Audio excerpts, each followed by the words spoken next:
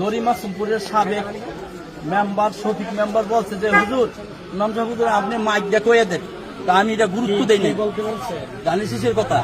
তা আমি গুরুত্ব দিই নাই, বলি নাই, বললাম না গেলে কখন ঘরে দিই মেম্বারের মসজিদও নাই। এরপরে আমাদের বাড়িতে আইলো দাওয়াতে, হুজুর কোন সময় দেবেন? আমি কি আসর নামাজ পড়াবেন?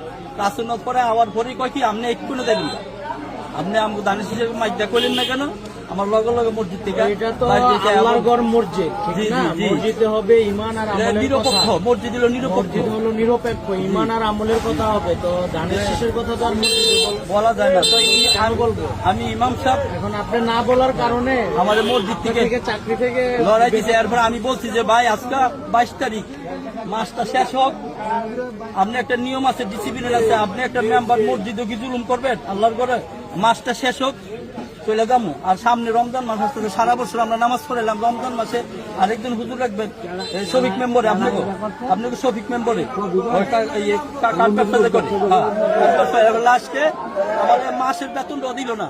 22 তারিখে পেতে গেলে আপনি পুরা মাসের বেতন দিবেন, কয় না আমার লড়াই দেয়, আমার বেতন হলে আমরা 8,000 টাকা, আপনার শফিক মেম্বর, আমার অসুবিধা নাই।